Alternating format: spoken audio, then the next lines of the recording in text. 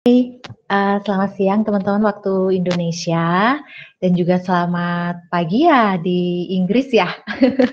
Masih pagi, oke. Selamat pagi untuk Mbak Pina dan Mas Rizal.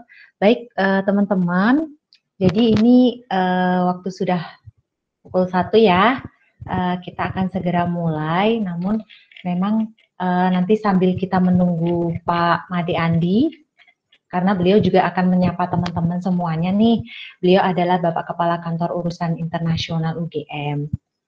Baik, sebelumnya nih teman-teman, semoga semuanya dalam keadaan sehat ya. Nah, di masa pandemi ini memang ada sisi positifnya. Jadi kita bisa melakukan sharing session gitu dengan menghadirkan dua pembicara yang saat ini posisinya masih di Inggris gitu. Ini dia. Oke, Pak Andi sudah datang, teman-teman. Selamat datang, Pak Andi. Terima kasih, Roro. Selamat siang semua. Ya. Siang, Pak. Pak Rizal, apa kabar? Thank you. Makasih ya udah datang ya. Silakan, Roro. Sama-sama, Pak. Baik, kita mulai ya, Pak ya. Ini mumpung Pak sudah datang. Ya. Baik, teman-teman, untuk ini sharing session yang kedua ya. Minggu kemarin kita sudah sharing session mengenai JASU Scholarship, dan ini adalah yang kedua mengenai Jardine Foundation Scholarship. Nah, tujuan sharing session ini teman-teman diharapkan bisa memberikan informasi kepada teman-teman semua, kepada mahasiswa, alumni, maupun staf UGM, bagaimana sih cara mendapatkan beasiswa luar negeri, khususnya dalam sesi ini beasiswa Jardine Foundation. Nah, kemudian juga diharapkan pada sharing session ini bisa memotivasi teman-teman dan memperkaya pengalaman akademiknya, untuk memperkaya pengalaman akademiknya ya, karena memang untuk mendaftarkan scholarship biasanya banyak sekali yang harus dipersiapkan gitu. Dan juga diharapkan setelah sharing session ini bisa memberikan gambaran dan juga pembekalan kepada teman-teman yang mau mendaftar Jardine Foundation. Baik teman-teman semua, sebelum kita mulai, ada informasi mengenai peraturan, yaitu semua mikrofon di mute ya, sudah semua. Kemudian nanti ketika sesi tanya jawab berlangsung, teman-teman bisa komentar di kolom chat dengan menyebutkan izin bertanya, nama dan fakultas, atau bisa juga teman-teman langsung memberikan pertanyaannya di sesi di kolom chat gitu. Oke, kalau gitu acara yang pertama sebelum kita sharing session dengan Mbak Pina dan Mas Rizal, tadi sudah kita kenalkan ya, ada remarks dari Pak Imade Andi Arsana, Bapak Kepala Kantor Urusan Internasional Universitas Gadjah Mada. Monggo Pak Andi, dipersilahkan. Terima kasih, Roro. Selamat siang semuanya. Sampaikan selamat datang dulu nih, dan terima kasih tentunya ke Pina dan Rizal. Ini dua alumni kebanggaan kita semua nih. Rizal, you look like Harry Potter already. And Pina look like Hermione or something like that. Jadi mungkin ini dulu ya sedikit ya ngobrol-ngobrol. Jadi nanti Pina tentu akan bicara banyak, Rizal juga. Pina ini dulu bareng-bareng di kita ya Roro ya, di kantor internasional. Ya, urusan bikin MOU gitu dan Pina lah pokoknya. Ya. KUI bangga ya Pak. Oh bangga banget. Jadi Pina itu kalau saya biasanya Pina itu bukan alumni Fakultas Hukum tapi alumni KUI gitu. Pak Dekan bisa marah nih ternyata. Jadi thank you banget Pina sudah bergabung dari Inggris langsung ya nih sekarang ya. Nanti Pina akan cerita banyak lah. Rizal juga thank you banget sudah gabung. Yang membuat saya senang adalah fakta bahwa semakin banyak alumni UGM yang mendapatkan beasiswa Jardine dan makin beragam gitu. Kalau di awal-awal terus terang yang mendominasi itu teman-teman dari ilmu sosial, Pina dan teman-teman. Nah sekarang kita ada Rizal nih, ada fakultas teknik, fakultas saya nih, jadi artinya bisa juga kita gitu kan ya Rizal ya. Nanti Rizal ceritalah ininya ya, suka dukanya dan segala macamnya. Jadi gini teman-teman semua, dimanapun berada sekarang, pertama saya ucapkan, karena masih suasana lebaran ya, mohon maaf lahir batin dulu untuk semuanya. Yang kedua, yang penting bagi kita adalah kesehatan tentu saja. Mudah-mudahan teman-teman work from home, study from home juga tetap bisa menjaga kesehatan dengan baik, dan keluarganya juga terutama. Kemudian berikutnya, saya akan cerita dulu sedikit. Jardine Foundation atau Jardine Scholarship ini adalah sesuatu yang bagi UGM itu istimewa gitu. Karena Jardine lah yang datang ke kita, menawari kita, kira-kira 2014 gitu, ketika saya baru-baru di kantor, ada seseorang yang datang dari Jardine Foundation mengatakan intinya, mau nggak kami kasih beasiswa untuk alumni UGM yang terbaik begitu, untuk sekolah di Oxford dan Cambridge. Kalau kita ditawarin gitu kan nggak ada jawaban lain kan kecuali mau banget gitu kan. Cuman memang ternyata tidak mudah gitu. Jadi intinya dia bilang kita punya uang akan kita kasih, katakan 2 orang yang terbaik akan kami kasih. Dengan syarat apa? Orang itu harus diterima di Oxford dan Cambridge gitu. Jadi kita tanpa pikir panjang waktu itu masih dengan Ibu Dwi Korita yang sekarang menjadi kepala BMKG, beliau waktu itu wakil rektor, lalu kemudian menjadi rektor. Kita realisasikan.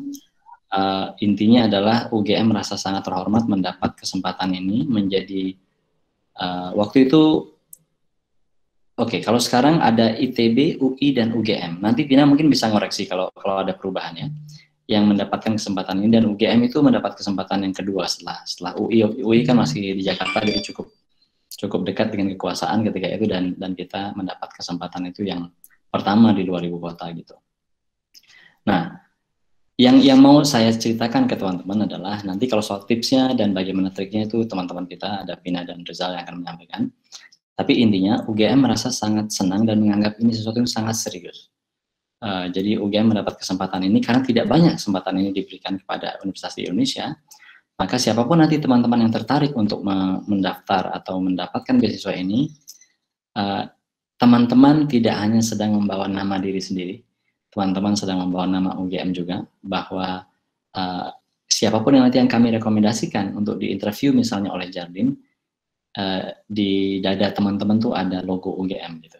Jadi artinya saya tahu teman-teman yang datang ke sini itu aja sudah menunjukkan keseriusan pasti kan. Saya hanya ingin mengingatkan bahwa ini memang sesuatu yang harus kita jaga bareng-bareng, tidak hanya soal personal saja. Nah, intinya adalah sampai hari ini kalau tidak salah saya catat ada 8 atau 9 orang gitu ya alumni UGM yang belajar di Oxford atau Cambridge dengan beasiswa Jardine. Mungkin nanti Pina atau Rizal bisa ngasih informasi yang lebih akurat mungkin ya. Dan itu bagi kita luar biasa itu. Sekarang kita bisa punya network yang lebih luas. Karena begitu orang sekolah di Oxford atau Cambridge, maka dia tidak saja sedang meningkatkan kemampuan intelektualnya, akademiknya, tapi dia juga sedang ada di panggung dunia, in the spotlight kalau menurut saya, dan dia kemudian menjadi orang yang bisa mendapatkan kesempatan berjejaring gitu. Karena jejaring itu bagi saya sesuatu yang luar biasa perannya di dalam kehidupan kita kelak, di luar persoalan akademik gitu. Nah, jadi nanti tips dan triknya dan juga syarat-syarat segala macam Pina akan jelasin sama Rizal. Saya hanya ingin menyampaikan bahwa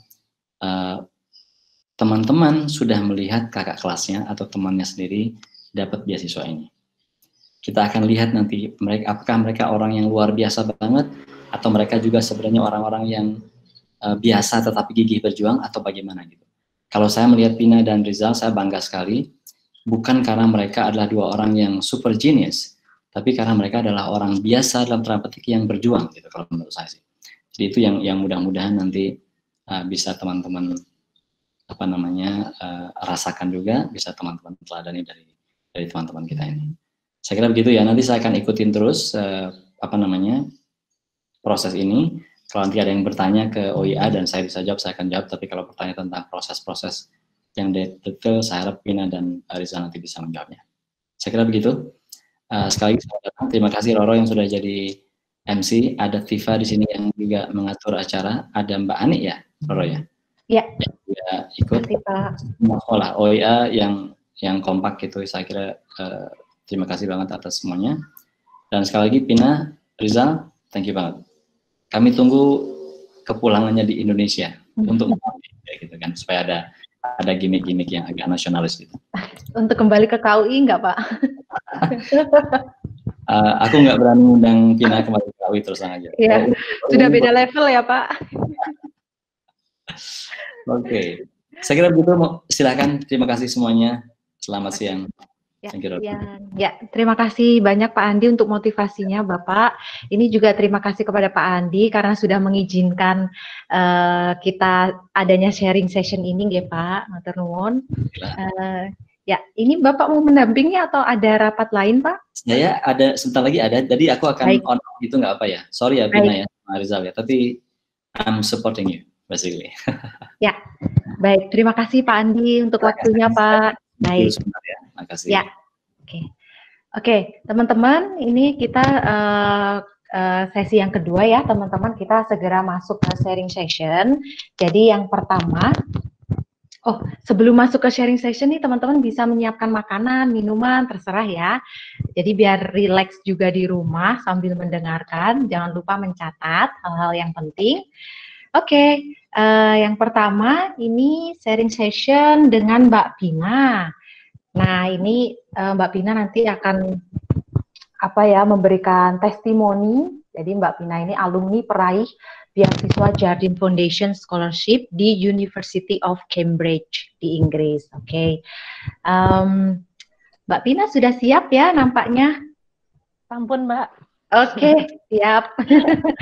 Monggo Mbak, ini teman-teman nih kayaknya sudah semangat sekali nih pengen tahu tips and trik mendaftar beasiswa ke UK, khususnya University of Cambridge, terus juga pengalaman masa studi di sana, suka dukanya mungkin ya Mbak Pina, terus pengalaman sebagai alumni Jardine nih Mbak Pina, jadi di Jardine, bagaimana Jardine menjaga hubungan dengan para alumninya gitu. Monggo Mbak Pina langsung aja. Ya, makasih banyak Mbak Roro. Saya itu ada presentasi, nggak apa-apa ya Mbak? Saya present. Siap Mbak, makasih banget.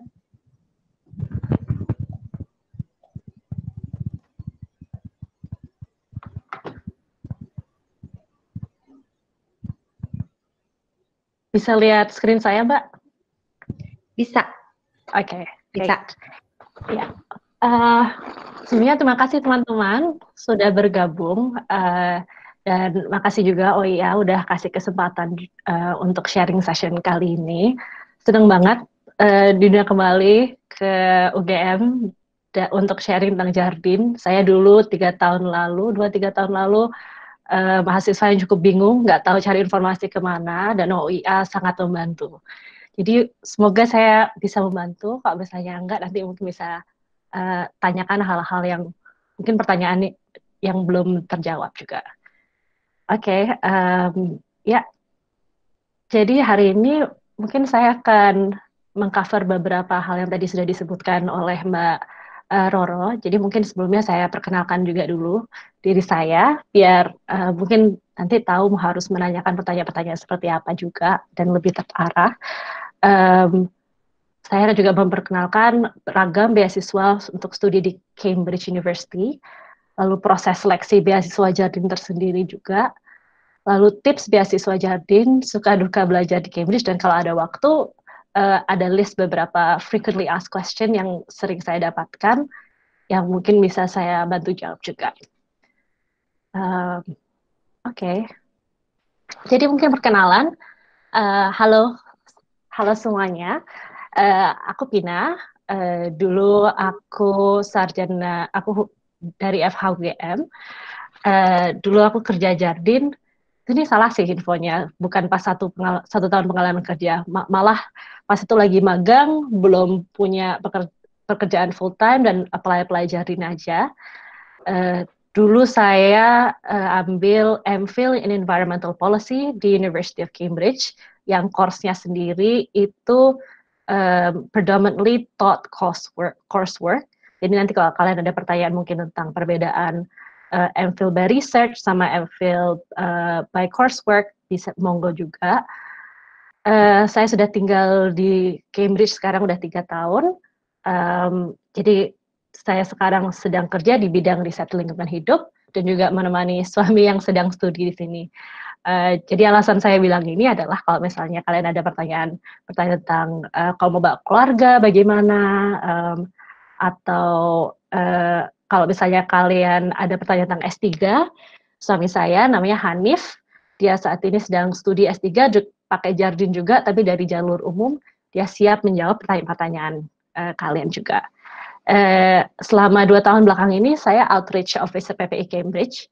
Jadi kita bikin banyak video, konten, webinar tentang studi di Cambridge karena kita ingin banget goal untuk ke Cambridge itu accessible buat lebih banyak orang.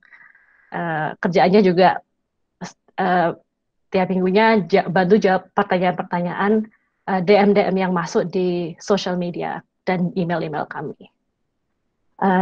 Jadi kalau kalian punya pertanyaan, saya siap membantu karena udah lumayan sering mendapatkan pertanyaan-pertanyaan ya terkait University of Cambridge dan beasiswa-beasiswa. Oke, jadi mungkin sebelum masuk ke Jardin secara spesifik, saya bisa jelaskan beasiswa yang tersedia untuk orang Indonesia di Cambridge University. Jadi 4 of the main scholarships yang tersedia buat orang Indonesia, ada Chevening, LPDP, Gates, dan Jardin tentunya. Perbedaannya terletak pada course yang dapat didanai oleh pemberi beasiswa tersebut. Perbedaan di komponen biaya, jadi ada yang biaya risetnya ditanggung, tapi tidak ada tunjangan keluarga, itu Chevening. LPDP lumayan banyak biaya yang ditanggung. Gates memberi tunjangan keluarga, dana seminar, penelitian lapangan. Kalau Jardin sendiri tidak ada tunjangan keluarga maupun dana bantuan riset. Perbedaan lainnya juga terletak pada kewajiban kembali ke negara asal, yaitu Chevening, LPDP itu mempunyai syarat untuk harus kembali ke Indonesia setelah studi. Gates dan Jardin tidak memiliki kewajiban ini. Secara garis besar, menurut saya sendiri, Jardin Scholarship dibandingkan scholarship lainnya less strings attached. Jadi tidak banyak kewajiban yang harus dilakukan sebagai Jardin Scholar. Jadi contohnya untuk pengisian laporan scholar sendiri kita hanya lakukan itu sekali setahun, dan lumayan cepat prosesnya, syarat administrasinya tidak begitu banyak, dan banyak acara networking yang dilakukan oleh Jardin Foundation sendiri untuk menghubung alumni-alumninya. Jadi sering banget kita ada acara makan-makan sepanjang tahun untuk ketemu teman-teman penerima beasiswa Jardin lainnya. Jadi mungkin specifically tentang beasiswa Jardin. Pas itu saya juga sempat bingung karena sempat lihat banyak sekali informasi Jardin di luar sana, tapi ternyata itu tentang Jardin umum dan bukan tentang Jardin jalur UGM, ITB, atau UI. Jadi sebelumnya seingat saya itu Jardin jalur khusus hanya tersedia untuk UGM dan ITB saat ini, dan UI seingat saya sudah tidak ada lagi, tapi mungkin saya salah. Oke, jadi tentang beasiswa Jardin ini sendiri, perbedaan di kedua jalur ini adalah pertama mungkin kalau Jardin UGM itu tidak mencakupi beasiswa untuk S1, hanya untuk S2 dan S3, sedangkan Jardin umum itu bisa semua jenjang studi. Jardin UGM itu pun juga proses pendaftaran itu dimulai sebelum kalian mendaftar ke Oxford ataupun ke Cambridge. Kalau Jardin umum, proses dimulai ketika kalian mendaftar ke Cambridge. Jadi ketika kalian mendaftar ke Cambridge, nanti ada kolom tentang scholarships, kalian akan centang itu dan kalian akan automatically di-consider untuk beasiswa Jardin. Interviewnya sendiri juga untuk Jardin UGM akan dilakukan di Jakarta sebelum kalian daftar ke Cambridge, jadi itu sekitar bulan Juli Agustus. Sedangkan kalau untuk jalur jardin umum, interview akan dilakukan di London di tahun setelah kalian mendaftar. Jadi kalau kalian misalnya mendaftarnya Desember atau Desember atau November tahun sebelumnya, maka interview akan dilakukan tahun setelahnya, jadi sekitar Mei Juni, di tahun dimana kalian akan belajar, akan menempuh studi. Perbedaan lainnya adalah kalau interview di Jakarta itu ada 3 orang yang akan menginterview kalian. Jadi ada 2 orang dari Profesor Oxbridge, 1 orang perwakilan Jardine, sedangkan untuk interview di London ada 5 orang yang akan interview. Jadi saya merasa sih agak terbantu dengan jumlah interviewer yang lebih sedikit. Untuk Jardine UGM juga, jadi walaupun kalian nantinya diterima oleh Jardine untuk mendapatkan beasiswa, itu akan dengan persyaratan kalian harus mendapatkan tempat di universitas tentunya. Tapi kalau misalnya kalian sudah diterima universitas, sudah 99% kalian akan dapat beasiswa tersebut. Jadi pas kalian sudah dapat confirmation letter dari Cambridge University, tidak usah resah lagi, kalian sudah akan punya beasiswa.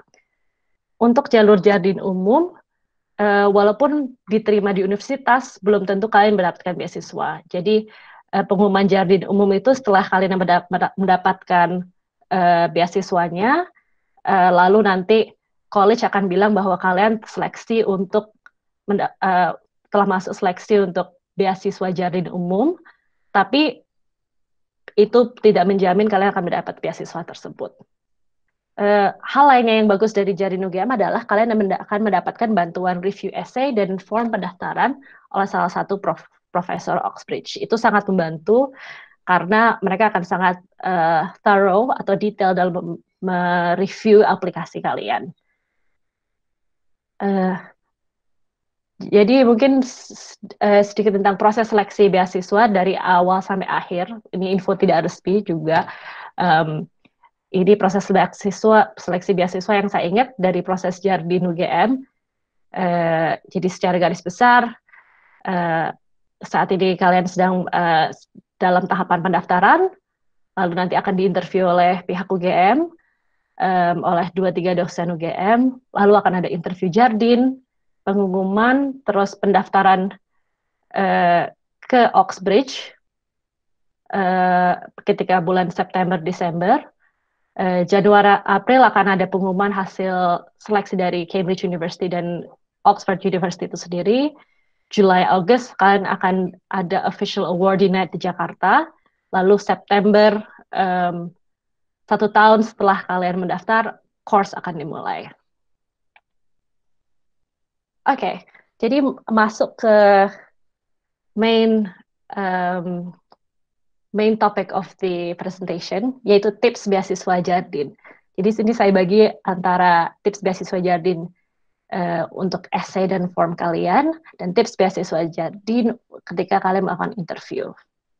Jadi tips pertama untuk essay dan form, saya sarankan hal paling utama yang karena ini kalian belum keterima di Cambridge, belum mendaftar ke Cambridge, dan ini seleksinya sebelum kalian mendaftar ke Cambridge, kalian harus menunjukkan kalian memenuhi syarat course yang dituju. Jadi akan sangat melihat prospek penerimaan kalian di Oxbridge dengan melihat kurikulum vitae dan syarat administrasi lainnya. Karena tentunya mereka yang mensupport kandidat-kandidat yang mempunyai peluang besar untuk diterima di Universitas Oxford dan Cambridge. Jadi kalau bisa kalian pastikan di kurikulum vitae itu dan form-form kalian sudah menunjukkan bahwa kalian mempunyai pengalaman yang cukup atau menunjukkan bahwa kalian mempunyai kesiapan akademis yang cukup untuk menempuh studi di University of Cambridge atau University of Oxford. Kedua adalah riset program studi yang dengan baik. Maaf Mbak Roro, ini tinggal berapa menit ya? Saya takut ke... Oke. Mbak, untuk itu masih ada sampai sekitar 15 sampai 20 menit. Oh, oke, great. Oke, saya pelan-pelan kok gitu saya.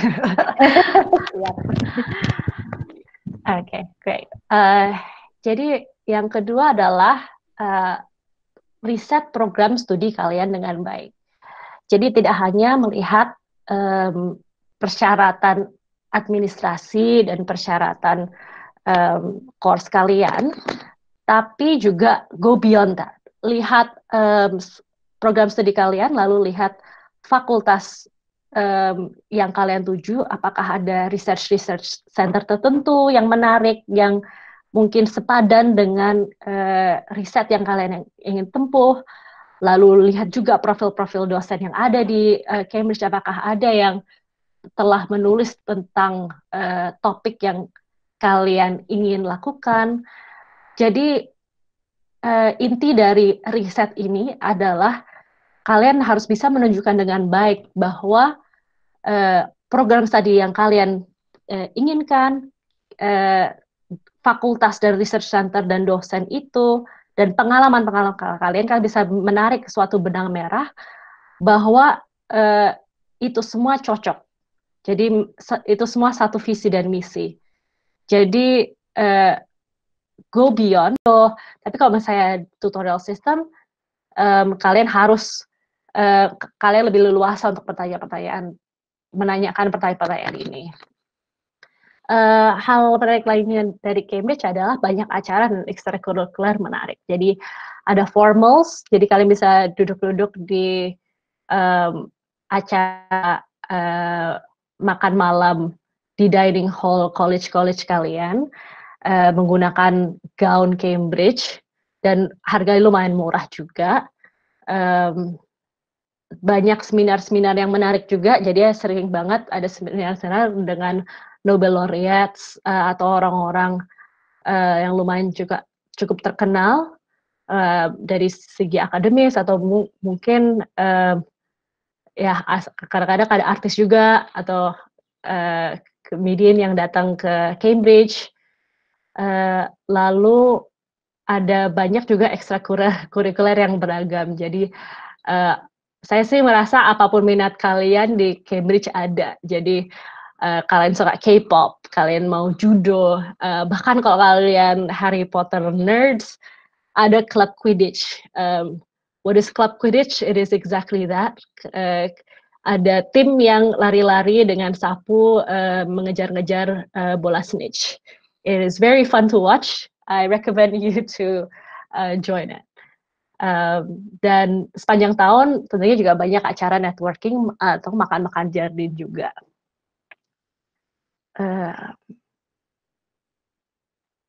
dari suka di Cambridge adalah banyak kesempatan menarik. Jadi ada kesempatan riset, banyak kesempatan magang dan kesempatan terlibat dalam acara internasional. Jadi itu benar-benar tergantung inisiatif kalian juga. Tapi kalau misalnya kalian berinisiatif, pasti banyak banget kesempatan yang kalian bisa raih ketika kalian di sini.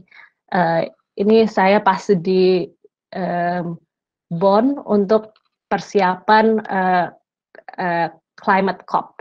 Jadi pas itu saya ada kesempatan untuk melakukan riset dan mengkoordinir acara International Law Association di Cambridge. Dan salah satu hal yang sangat saya suka di career service adalah di Cambridge adalah career service yang sangat membantu. Jadi pas itu saya pas saya di sini saya sempat cari kerja untuk magang dan kesempatan-kesempatan lainnya. Career service sangat membantu untuk nge-review CV dan application letter, dan mereka banyak melakukan mock-up interviews, jadi coaching kalian untuk interviews dengan berbagai macam organization. Jadi kalau misalnya kalian pengennya consulting atau law firm atau NGO, mereka ada banyak format mock-up interviews. Mereka banyak bisa memberi rekomendasi baik tentang industri yang dituju, apakah itu yang feasible atau tidak. Dan alumni saat ini juga bisa mengakses semua material yang di-provide oleh career service. I think that's it from my side. Mungkin waktu saya udah habis, jadi mungkin ini pertanyaan-pertanyaan bisa di-cover ketika ada sesi tanya jawab. Terima kasih sudah mendengarkan. Very excited to hear your questions. Kembali ke Mbak Roro. Terima kasih banyak Mbak Pina. Wow, ini menarik banget ya untuk PPT-nya. Memberikan semangat buat kita semua. Jadi buat teman-teman, saya yakin pasti excited banget untuk ngedaftar dan masih ada kesempatan untuk teman-teman mungkin meningkatkan misalkan pengalaman kerja dulu atau itu ya Mbak Pina ya seperti bekal lah ya, bekal untuk nantinya daftar ke Jardine Foundation. Oke, teman-teman, buat teman-teman yang sudah ada pertanyaan bisa dituliskan di kolom chat karena untuk sesi kedua kita akan bersama dengan Mas Afrizal. Ya, jadi Mas Afrizal nantinya akan sharing mengenai living in UK as a Jardine scholar khususnya di masa pandemi ini, karena Mas Afrizal ini ongoing student, jadi beliaunya masih di sana dan masih menempuh studi. Jadi buat teman-teman, monggo kalau udah ada pertanyaan nih untuk Mbak Pina, langsung aja ke kolom chat untuk menuliskan pertanyaannya. Gitu, keburu lupa. Nanti pertanyaan teman-teman akan dijawab setelah sesi Mas Afrizal selesai, gitu. Oke, sekali lagi makasih banget Mbak Pina. Sekarang kita ke sesinya Mas Afrizal ya. Halo Mas Afrizal, udah siap? Halo, dengar nggak? Oke. Ya, dengar. Tapi kameranya memang nggak dinyalakan ya? Iya, karena aku pakai beda gadget. Oke, nggak masalah. Monggo Mas Afrizal, apakah mau bercerita atau? Ya, aku ada PPT juga. Oke. Sebentar. Siap. Jadi ini mungkin tips and trick juga ya, Mas, untuk mendaftar ke beasiswa Jardine ke UK. Khususnya di bidang saintek nih, Mas Afrizal nih, seperti yang disebutkan Pak Andi tadi, akhirnya ada yang dari saintek diterima Jardine. Gitu. Kelihatan nggak? Ya, kelihatan. Oke, cool. Halo semuanya. Ya. Oke.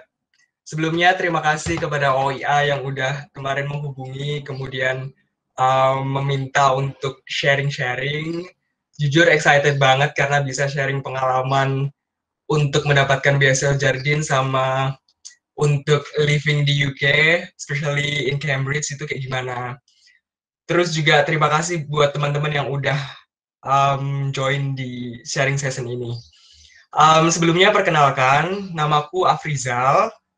Aku alumni Teknik Kimia UGM angkatan 2014, lulus tahun 2018, kemudian dapat Jardine tahun 2018 dan sekarang ongoing students di University of Cambridge, ambil MPhil in Advanced Chemical Engineering.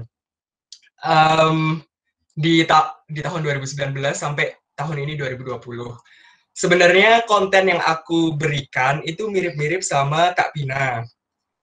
Tapi karena Kak Pina tadi udah ngejelasin banyak banget dan cukup detail, biar nggak redundant, mungkin nanti aku cukup nambahin hal-hal yang sekiranya ditambahin.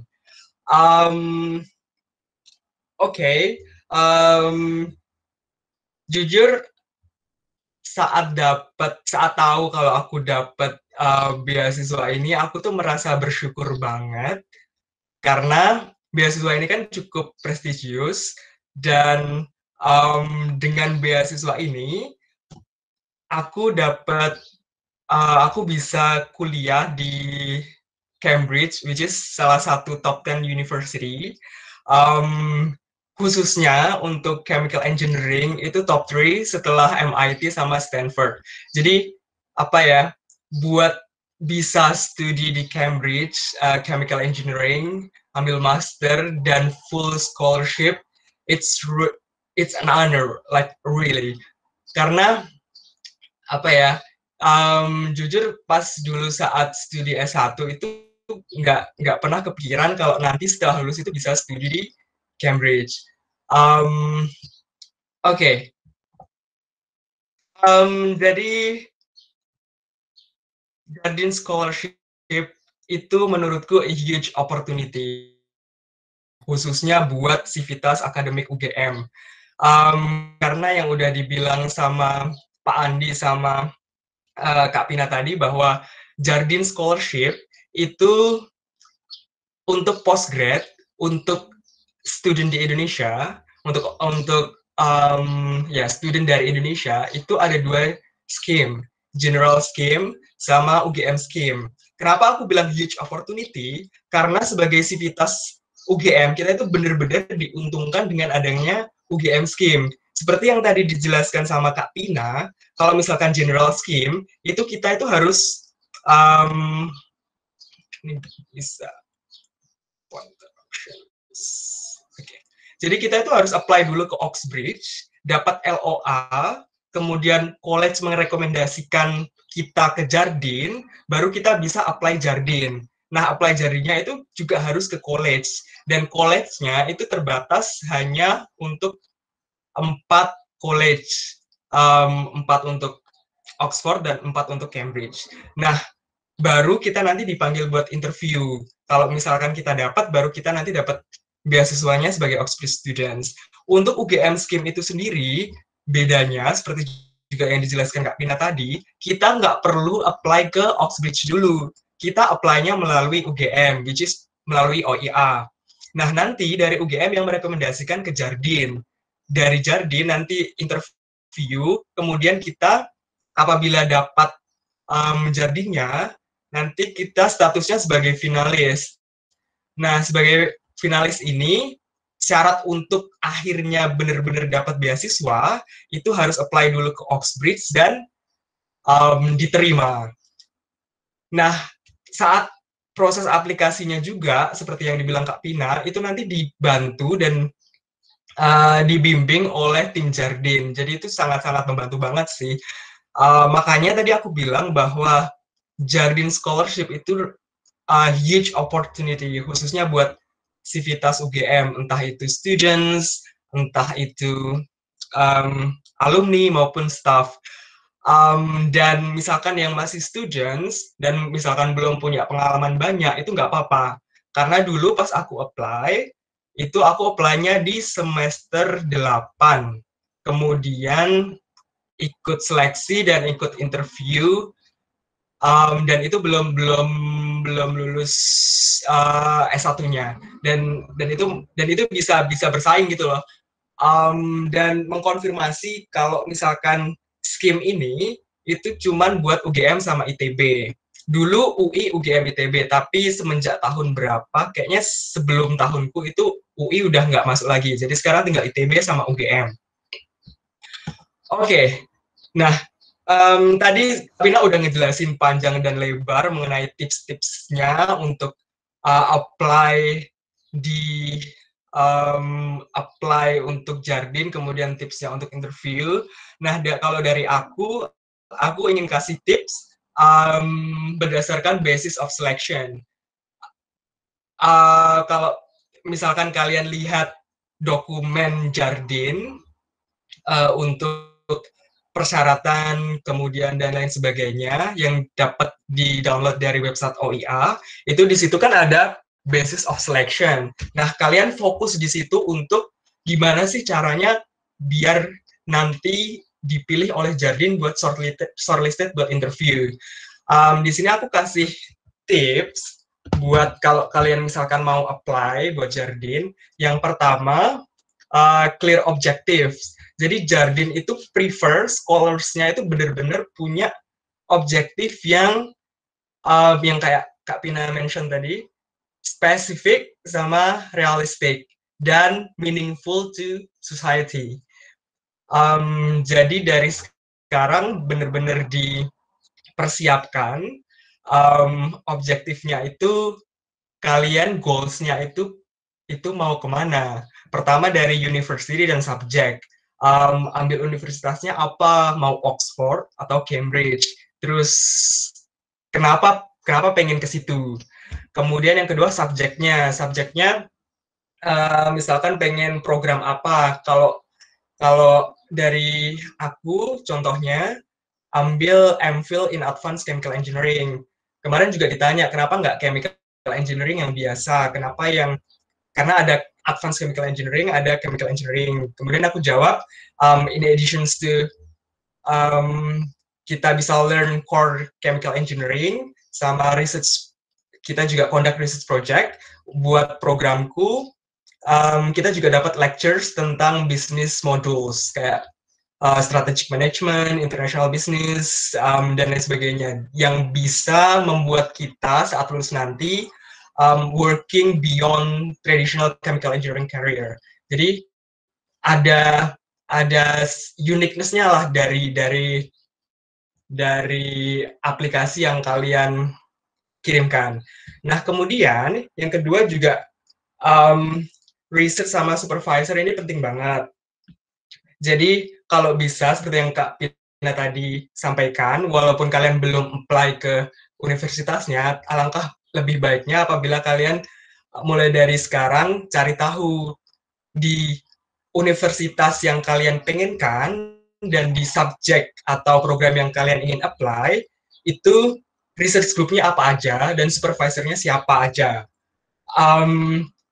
Kemudian kalau nggak salah, kalau misalkan untuk yang research student, itu di form, itu juga harus nampilin research proposal.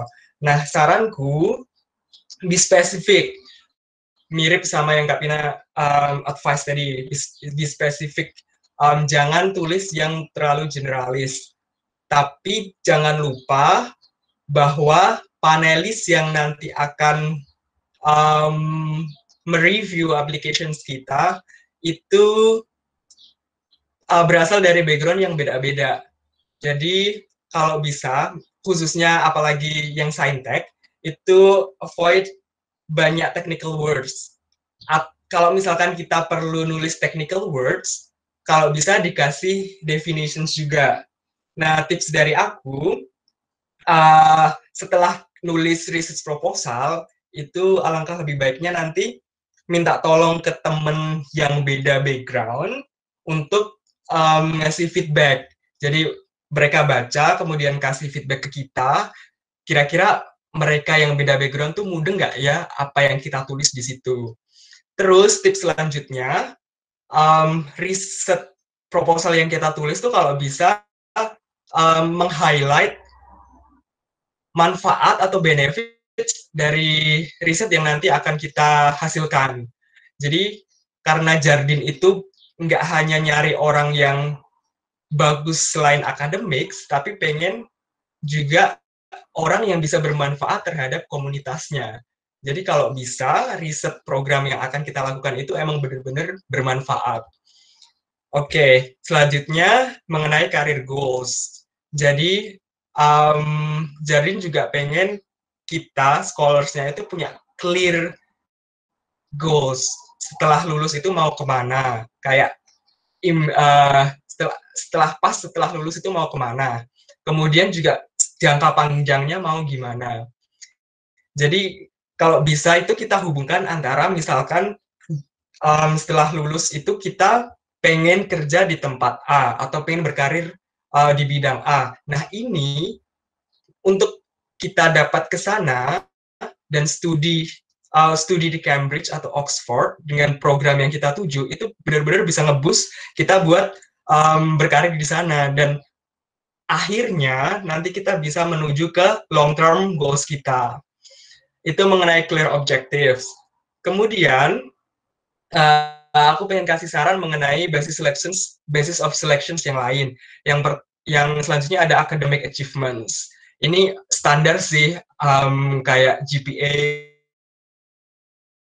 kemudian competitions, kalau misalkan pernah lomba apa, tampilin aja semua di CV, kemudian conference dan lain sebagainya. Sebenarnya kalau misalkan kita mau apply ke Oxbridge, they purely seleksinya itu hanya sebatas academic merits. Tapi kalau misalkan buat scholarship, itu mereka ingin yang beyond that, nggak hanya outstanding dalam akademik, tapi juga punya nilai plus yang lain. Nah, Jardine di sini pengen scholarsnya punya nilai plus di leadership sama community activities. Kita bahas satu persatu aja. Buat yang leadership experience di sini kita bisa sharing pengalaman kita memimpin organisasi atau event atau projects apapun yang pernah kita pimpin. Nah, saranku di sini adalah be specific dan dijelaskan secara mendetail, komunikatif, dan concise. Dan saranku juga, karena hampir semua orang kan punya experience dalam leadership ya, jadi harus ada yang membedakan experience kita dibanding orang lain. Ada uniqueness di sana. Kalau saranku, kalau bisa kita tampilin experience yang nggak hanya sebatas kita memimpin doang. Maksudnya hanya sebatas orang yang kita pimpin tuh matuhin apa yang kita perintahkan. Jangan hanya sebatas itu. Tapi kalau bisa beyond that. For example, like dalam kita memimpin, itu orang yang kita pimpin terinspire atau termotivated buat melakukan sesuatu. Nah, itu yang sepertinya dicari oleh Jardine, inspiring leaders yang mimpin gak cuman nyuruh-nyuruh, tapi juga memberikan dampak bagi yang mereka pimpin. Kemudian mengenai community activities, kalau aku kemarin itu sharing tentang KKN, karena sebagai mahasiswa UGM kan semuanya pernah KKN kan. Nah, di situ juga termasuk community involvement gitu loh, karena kita pas KKN itu benar-benar terjun ke masyarakat, komunitas, dan kita melakukan sesuatu di sana yang bermanfaat bagi komunitas tersebut. Yang aku pengen highlight di sini adalah dalam menceritakan community activities ini, kalau bisa kita meng-highlight peran kita itu di mana. Jadi contohnya misalkan ada KKN, ada program-program tertentu, nah kita punya peran ini. Nah kita seperti apa, dan results-nya seperti apa. Oke, nah itu buat community activities dan tips dari aku tentang apply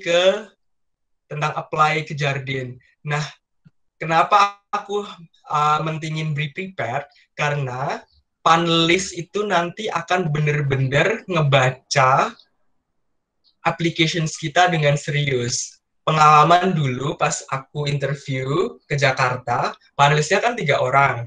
Kalau pas dari zamanku itu, 1 direktur Jardine, 1 profesor dari Cambridge, sama 1 itu direktur dari Astra. Karena Jardine di Indonesia punya Astra. Nah, hal yang aku perhatikan di situ saat masuk ke ruangan, kemudian duduk dan face to face sama mereka, itu mereka punya berkas-berkas yang dulu aku kirimkan saat mendaftar. Nah, di berkas-berkas ini, itu mereka benar-benar coret-coret, benar-benar kasih pertanyaan, kasih tanda tanya, benar-benar dibaca lah intinya. Jadi yang aku sarankan lagi, applications kita kayak form, terus essays, terus CV itu benar-benar dipersiapkan dan dicek kata demi kata, karena mereka akan benar-benar baca applications kita. Oke. Itu tips dari aku, dan kalau misalkan nanti ada yang kurang clear atau misalkan kalian ingin lebih jelas lagi, silahkan ditanyakan. Nah, sekarang aku ingin sharing gimana sih life as a Cambridge student, khususnya sebelum dan sesudah masa pandemik. Oke, sebelum aku sharing pengalamanku di Cambridge, jadi Cambridge, not only Cambridge, but Oxford and Cambridge itu universitas yang unik banget. Jadi di university itu terdapat dua entity, department sama college. Intinya, department itu academic life kita, dan college itu social life kita. Jadi contohnya untuk departemenku itu Chemical Engineering and Biotechnology, di mana di situ ada program MPhil in Advanced Chemical Engineering. Kalau aku pas itu cohort 2019-2020.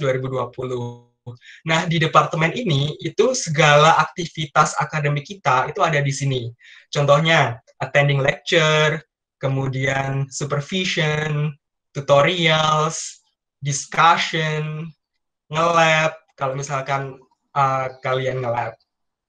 Nah, semua aktivitasnya itu ada di departemen ini. Jadi, di universitas ada gedung-gedung departemen yang itu terbagi berdasarkan program-program subjek kita. Nah, bagusnya Jardin, link lagi ke Jardin, itu sepertinya hampir semua, jadi kalau misal hampir semua program itu bisa kita apply-kan ke Jardin. Termasuk juga MBA, walaupun MBA itu eksekutif program, tapi Jardin tetap bersedia untuk memberikan scholarship buat MBA students.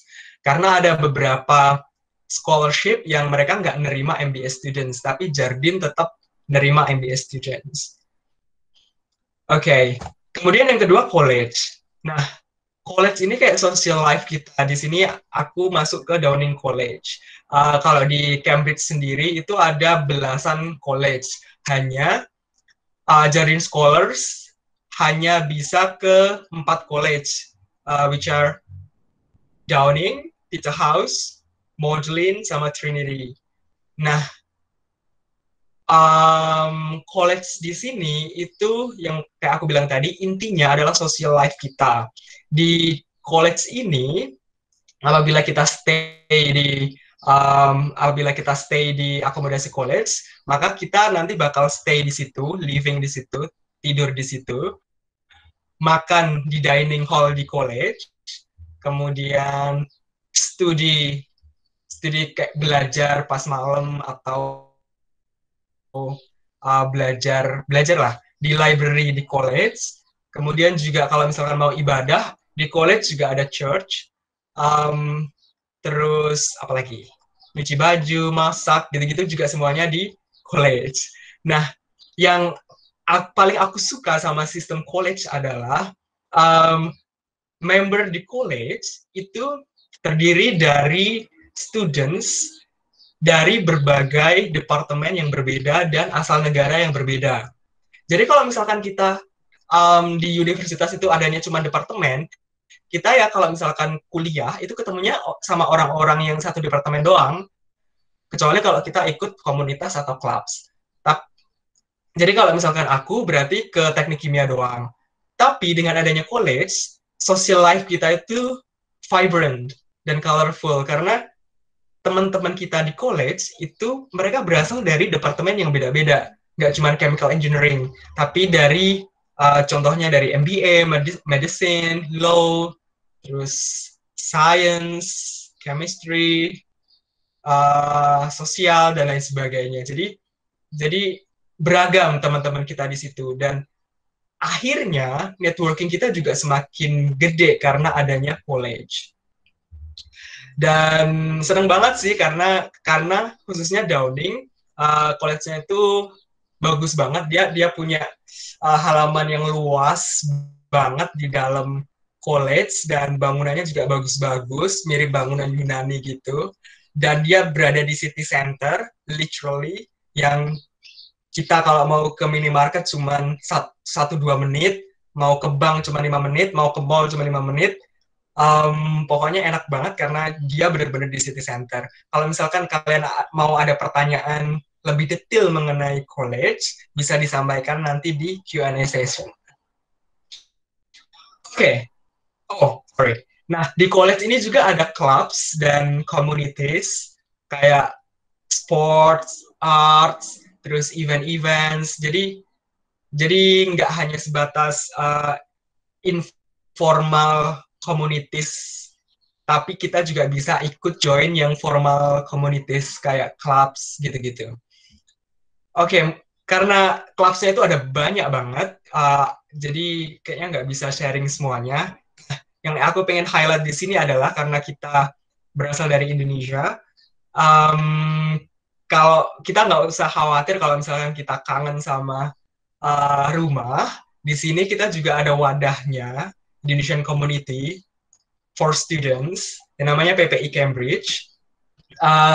Di sini kita sering banget kumpul kalau misalkan seneng banget sih karena ada wadah perkumpulan seperti ini di Cambridge. Karena honestly kalau misalkan kita di sini, kalau misalkan kita nggak ketemu sama orang Indonesia, kita itu nggak bisa ngomong Indonesia face to face sama orang bule kan. Jadi kalau misalkan kita ketemu sama orang Indonesia, kita bisa ngobrol enak lah pakai bahasa Indonesia. Nah, selain itu juga PPI Cambridge punya beberapa events kayak kalau misalkan ada hari-hari spesial Christmas, New Year, terus Idul Fitri itu biasanya kita kumpul, masak bareng, makan bareng. Kemudian juga ada formal dinner, kayak yang tadi dijelaskan sama Kak Pina. Salah satu culture Cambridge, Oxford and Cambridge, yang paling aku suka itu adanya formal dinner. Mungkin kalau kalian pernah nonton Harry Potter, itu kayak gitu. Jadi kita dinner di dining hall yang gede, pakai formal attire, bisa suit, bisa dress, dan harus pakai gown. Kemudian suasananya redup, ada lilin. Kemudian kita makannya 3 courses, ada appetizer, main course, sama dessert, dan itu juga disajikan sama servernya. Dan kita nggak boleh, pokoknya banyak aturannya deh, nggak boleh berdiri lah, harus tetap duduk, harus table manner gitu-gitu. Jadi kayak merasa bener-bener seru banget. Dan uniknya lagi, formal dinner ini itu yang menyelenggarakan college. Like I said before, kalau college di Cambridge itu kan ada belasan. Nah, itu mereka itu punya identity yang beda-beda. Kayak ada college yang bener-bener so old, like dia itu dari abad 14, yang dining hall-nya itu juga masih menyerupai abad ke-14. Nah, ada juga college yang ditemukan college baru lah. Jadi dining hall-nya juga baru, kayak modern banget. Jadi kita bisa explore college buat explore formal hall-nya dengan uniqueness dan identities yang beda-beda, dan itu seru banget. Oke. Nah, buat Jardine itu sendiri di Oxbridge itu kita punya scholars community. Di sini kumpulannya campur sih dari postgrad sama undergrad, Oxford sama Cambridge. Nah, acaranya itu sebenarnya mirip sama PPI sih, kayak networking dinner, kalau misalkan ada acara khusus di hari khusus seperti Christmas, New Year, atau pas welcoming dinner, gitu-gitu. Dan asiknya lagi, yang networking itu nggak hanya scholarsnya doang, tapi juga eksekutif dari Jardine. Jadi kita punya kesempatan buat berkomunikasi dengan eksekutif Jardine yang ada di UK. Oke, nah sekarang gimana sih kondisinya sekarang akibat COVID-19? Jujur, adanya COVID-19 ini tuh bener-bener apa ya, bener-bener sad banget sih, karena yang awalnya Cambridge yang rame banget, kotanya tuh walaupun kecil, itu tuh bener-bener vibrant, yang orangnya tuh banyak, terus sibuk banget lah kotanya. Tapi karena adanya lockdown, karantina gitu-gitu, akhirnya, dan undergrad itu wajib pulang. Kalau undergrad wajib pulang, setauku. Dan akhirnya jadi sepi banget, kayak restoran tutup, pub tutup, terus toko-toko juga pada tutup, university juga tutup. Jadi kita nggak bisa masuk ke univ, akhirnya kita lecture-nya online. Dan juga risetnya juga harus menyesuaikan. Kalau aku dulu risetnya harusnya full experimental work, tapi karena ada COVID, akhirnya jadi half experimental sama half computational work. Jadi kita harus benar-benar adaptasi. Tapi untungnya buat United Kingdom sendiri, seperti yang terlihat di screen, walaupun case-nya banyak, jadi UK itu case-nya salah satu paling parah sih di Eropa, dan salah satu yang paling tinggi juga tingkat kematiannya juga. Tapi untungnya sekarang kita sudah mulai berkurang dan sudah melewati peak, dan semakin ke sini nanti lockdown-nya akan semakin dipermudah. Semula yang awalnya kita keluar rumah itu hanya sebatas buat exercise atau ke groceries yang necessary lah. Nah sekarang itu kita bisa keluar rumah untuk recreation, dan dulu dibatasin cuma 2 orang maksimal. Nah sekarang maksimalnya udah boleh lebih dari 5 orang. Tapi kita harus tetap maintain social distancing minimal 2 meter. Oleh karena itu, Cambridge University mutusin kalau semua lectures itu hanya bisa online sampai summer 2021. Kenapa? Karena walaupun lockdown-nya udah dibuka, tapi kita harus tetap social distancing, di mana lectures itu kan dilakuinnya di lecture hall, which is buat puluhan sampai ratusan students, dan itu impossible banget sih buat social distancing. Makanya lectures-nya dibuat online. Tapi jangan khawatir buat research students, buat postgrad yang melakukan riset, itu lab nanti akan tetap dibuka dengan mematuhi ketentuan ekstra seperti social distancing dan lain sebagainya. Dan juga yang kayak Kak Pina tadi bilang, bahwa uniknya Oxbridge itu kita nggak hanya punya lecture, tapi kita punya sistem yang namanya tutorial and supervision. Jadi kayak small class, kayak private lah. Satu dosen sama maksimal 5 orang lah, 5 students. Jadi kita discuss materi, discuss soal, discuss apapun yang kita bisa discuss, dan itu masih diperbolehkan karena itu nggak perlu kumpul banyak orang. Nah, oke, sepertinya Mas cukup. Rizal. Oke, makasih. Dan Thank you. Oke, pas sekali ya waktunya. Oke. How to stop. Oke, Mas Afrizal, terima kasih sekali untuk presentasinya. Oke, baiklah teman-teman. Sama-sama. Jadi kedua presenter kita nih sudah mempresentasikan pengalaman dan juga tips and triknya. Jadi ini kita langsung aja ya teman-teman ke question and answer session. Buat teman-teman yang ada pertanyaan untuk Mas Afrizal, silahkan juga langsung diketik aja di kolom chat, boleh. Oke, ini Mbak Pina udah ready lagi ya. Sebelum kita menjawab pertanyaan juga buat teman-teman yang mau mendaftar S3 nih di sini nih, mumpung ada suaminya Mbak Pina juga, Mas Hanif, yang akan gabung ya Mbak Pina ya. Ya, Oke, Hanif. Halo semuanya, Hanif. Iya, Mas Hanif, terima kasih banget nih. Ya, sama-sama. Langsung disuruh gabung. Jadi nanti mungkin terima kasih sekali kalau Mas Hanif nanti bisa membantu menjawab buat teman-teman yang akan mendaftar S3 juga. Oke, Gitu. sip. Ya, mungkin ini langsung ke pertanyaan pertama ya. Ini Mbak Pina nih Mbak di kolom chat dari Mas Vincent Halim. Monggo Mbak Pina. Jadi bisa saya jawab langsung atau nunggu Vincent-nya tanya atau? Jawab langsung aja nggak apa-apa. Oke, siap. Oke, kasih pertanyaannya Vincent. Jadi Vincent nanya, kalau ambil thought course berarti kan nggak ada research proposal. Nah, ini pas apply ke Jardin bisa dikosongin aja, gitu kah?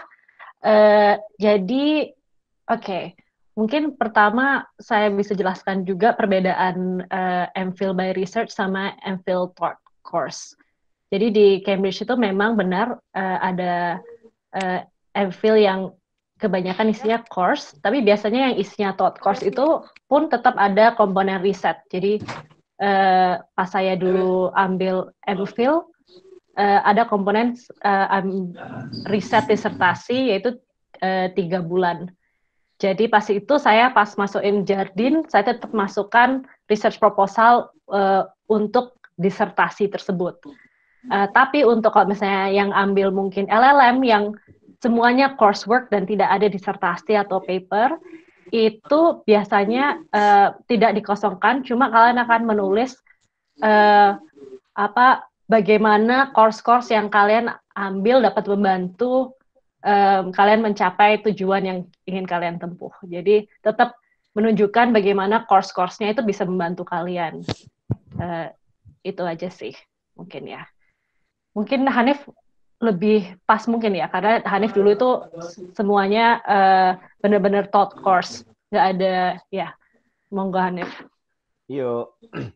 Jadi pas aku S2 itu kebetulan S2-nya LPDP tapi S3-nya Jardin. Cuman kalau pas di Jardinnya kalau ada bagian research proposal, kalau emang thought course ya udah ditulis aja kayak kamu rencana ngambil kelas apa aja dan kira-kira kenapa ngambil kelas itu, supaya misalnya ada biar mereka punya ide lah kayak kenapa kamu ngambil program ini.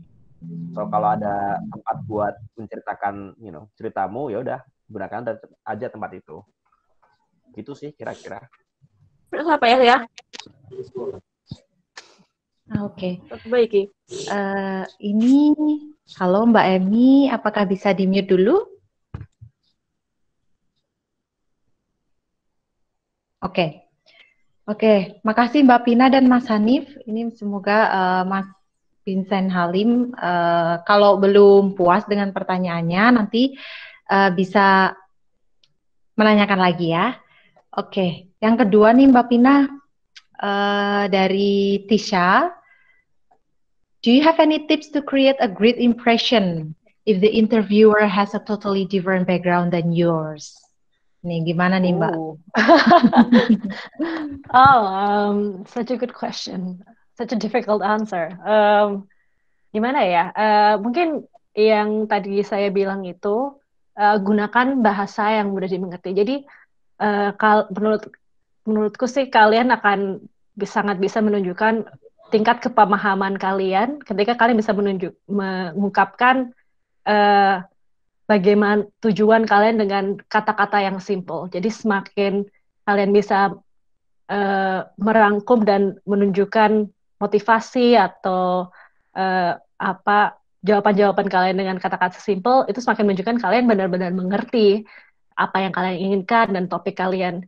Jadi menurutku itu sih, gunakan bahasa simple, mudah dimengerti, karena yang kalian inginkan itu sebenarnya orang tersebut untuk mengerti apa yang kalian inginkan. Jangan sampai kalian membingungkan interviewer. Jadi itu sih. Mungkin Afrizal atau Hanif kalau punya tips-tips lainnya. Boleh kalau mau menambahkan silakan. Monggo Afrizal dulu yang sains. Di unmute. Oke, cek. Ya. Cek. Oke, tips. Oke. Tips untuk apa ya? Soalnya chat-chatnya nggak kebaca di tempatku. Oh gitu. Oke, tak bacain ya. Ini, do you have any tips to create a great impression if the interviewer has a totally different background than yours?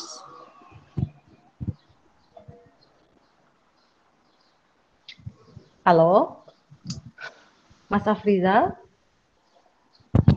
Oke, ini nampaknya masih ada sedikit problem, atau mungkin kita tadi ini nih Mbak, halo Mas Rizal? Oke, ini nih Mbak Pin, kita kelewatan satu pertanyaan nih dari Rilwanu. Kak, apakah IELTS yang minimal 7 itu bisa disusulkan? Sorry, network issue. Oke. Oke. Mas Afrizal, udah oke? Halo. Oke. Ya. Oke, kita akan menjawab punya Tasya dulu sebelum punya Mas Rilwanu ya. Jadi si Tasya, Mbak Tasya ini ada pertanyaan nih Mas Rizal, do you have any tips to create a great impression if the interviewer has a totally different background than yours? Oke. Dulu pas aku interview di Jardin, itu waktunya hanya 30 menit. Ya 30 menit. Kemudian tiga-tiganya itu background-nya beda dari aku. Satu dari matematik, satu economics, satu HR. Jadi beda sama chemical engineering. Nah, di situ sebenarnya pertanyaan-pertanyaan nanti yang bakal ditanyain itu semuanya ada di applications kita.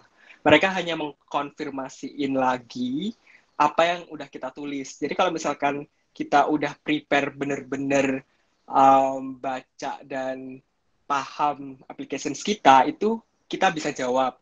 Nah, cara menjawabnya yang perlu kita persiapkan juga. Jadi gak hanya sebatas konten, tapi bagaimana kita menyampaikannya. Karena mereka beda background, alangkah lebih baiknya kalau misalkan kita menjelaskan sesuatu yang teknikal, kita itu seperti menjelaskan ke orang khalayak umum. Jadi bisa dipahami oleh orang yang bukan dari bidang kita. Itu sih intinya. Jadi apa yang ingin kita sampaikan itu mereka dapat.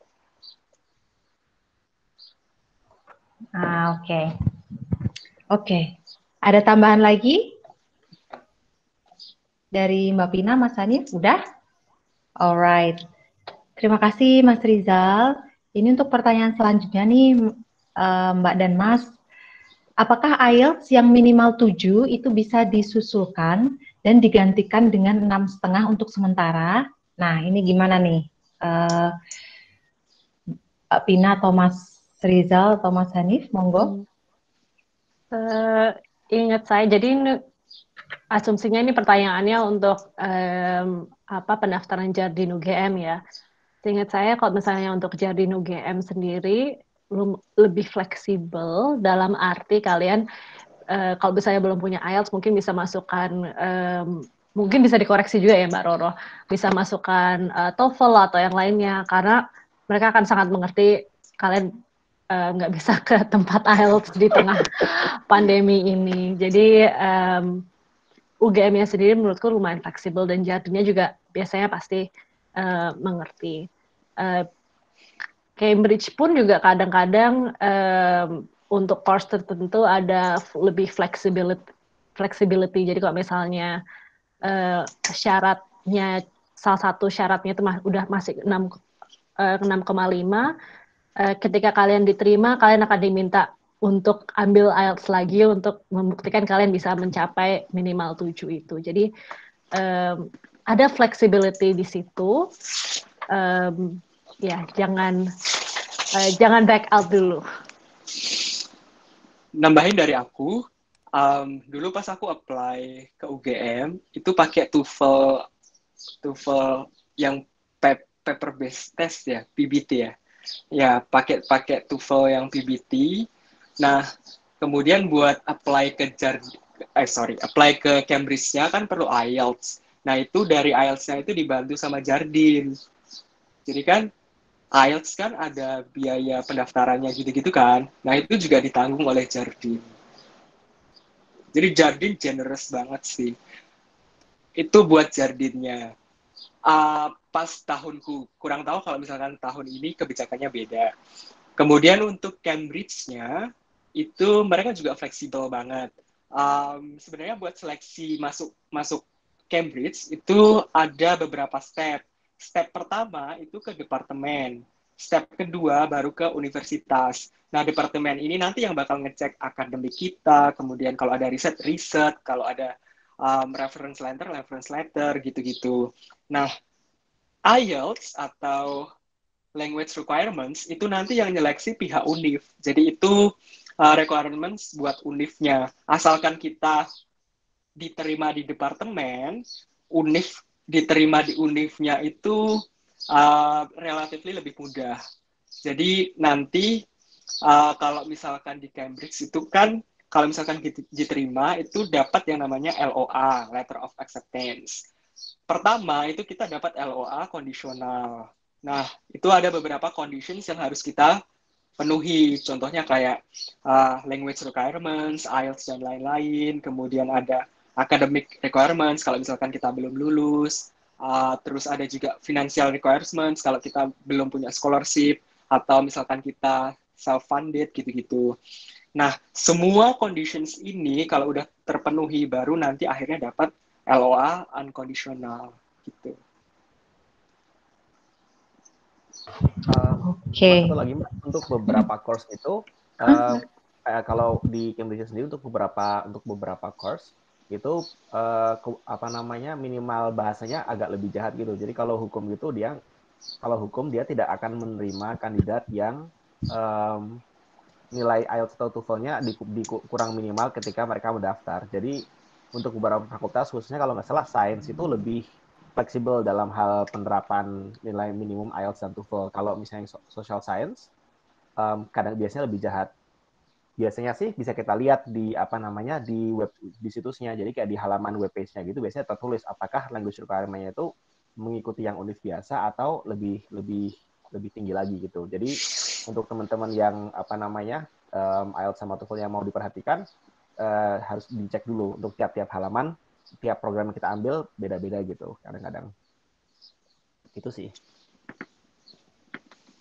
Oke, makasih banget Mas Hanif tambahannya. Mungkin kita juga bisa Mbak Ani masih ada di sini ya.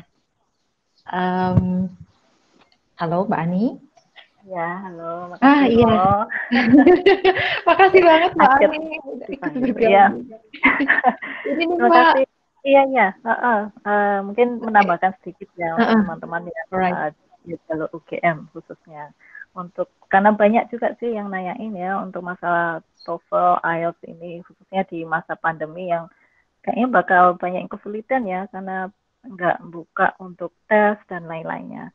Nah, kebetulan seperti yang disampaikan oleh Mbak Pina tadi, memang UGM lebih fleksibel. Jadi kami menerima yang kalian sudah siap aja dulu, step aja kita mungkin terima ITP, kemudian PBT, apapun yang menunjukkan ya kemampuan bahasa Inggris Anda sementara itu. Karena kita seleksinya kan tidak hanya berkas ya, jadi akan nanti ada seleksi yang lainnya. Jadi silahkan saja submit yang Anda punya dulu. Nah, benar yang dikatakan oleh Mas Hanif, Anda tetap harus punya target ya untuk persyaratan bahasa ini. Khususnya Anda cek juga browsing ke fakultas atau program studi yang Anda tuju. Karena banyak juga yang sangat ketat, khususnya mereka tidak hanya menuliskan IELTS misalnya 7. Ada juga yang minimal speaking atau writing atau apapun itu mereka malah sudah menspesifikan tidak boleh ada nilai angka 6 misalnya di IELTS-nya. Nah, itu juga harus sangat teliti ya, detail di bagian program studi masing-masing. Itu aja sih masukannya Mbak Roro. Silahkan dilanjutkan. Oke, siap. Terima kasih Mbak Ani. Jadi teman-teman, Mbak Ani ini koordinator outgoing mobility ya di OIA. Jadi beliau juga mendampingi di acara ini gitu. Oke, next question ya. Ini dari Diah Ayu. Ini untuk Mbak Pina nih. Atau nanti kalau ada tambahan juga dari Mas Hanif dan Mas Rizal. Saya ingin bertanya, apakah untuk apply ke Oxbridge bisa langsung ke PhD atau DPhil walaupun belum punya master's degree, tapi ada sertifikat profesi, misal profesi dokter, seperti misal di Belanda atau Jepang, bisa langsung apply PhD. Nah, itu bisa nggak kalau di Oxbridge, Mbak? Atau mungkin Mas Hanif? Iya, boleh deh Hanif sebagai anak S3. Terima kasih dia. Untuk menjawab pertanyaannya, tergantung programnya. Jadi tiap-tiap program akan mencantumkan requirements-nya sendiri-sendiri. Jadi kalau misalnya hukum itu untuk ambil S3 hukum, kamu bisa S1 doang atau S1 dan S2, dan kadang-kadang nggak mesti yang hukum. Jadi kalau S3 hukum itu S1-nya wajib hukum, atau kalaupun S1-nya atau S2-nya nggak hukum, minimal X mendekati topik yang ingin dibahas. Kalau kedokteran sendiri sih, kalau sekilas ada 2 program PhD kedokteran, kayaknya masing-masing tidak mewajibkan untuk memiliki S2, cuman berhubung kompetisi untuk posisi PhD itu sangat ketat, akan lebih baik kalau misalnya kita memiliki memiliki pengalaman riset, entah itu dari S1 atau entah itu kerja atau entah itu S2. Jadi walaupun tidak wajib, cuman banyak orang yang memiliki S2 untuk sebelum mendaftar Cambridge. Tapi ini juga tergantung tiap-tiap program beda-beda sendiri. Kira-kira gitu sih. Oke, siap. Terima kasih Mas Hanif. Cukup ini ya, informatif. Mungkin next question ya. Mbak Ani, ada yang mau menambahkan nggak? Sudah cukup kok yang itu. Cukup ya? Ya. Terima kasih. Oke, siap. Nanti langsung aja ya Mbak, langsung diinterupsi. Oke, dari Alfia. Hello Mbak Pina, thank you so much for the comprehensive explanation. How should we spend our time in college in order to fill our CV with experiences that will give great impression to get accepted in Cambridge University? And what kind of things that make our CV stand out? Thank you. Makasih banyak pertanyaannya. Mungkin nanti bisa dibantu Afrizal sama Hanif juga untuk menjawab pertanyaan ini. Tapi mungkin menurut saya sih ambil banyak, kalau ada kesempatan apa untuk melakukan ekstrakurikuler apapun, kayak ambil saja, karena ujung-ujungnya sebenarnya kalian bisa menarik benang merah. Jadi kuncinya adalah bagaimana ketika kalian melihat CV kalian itu, apa experience yang kalian bisa ambil untuk mendukung application kalian di Cambridge University nanti.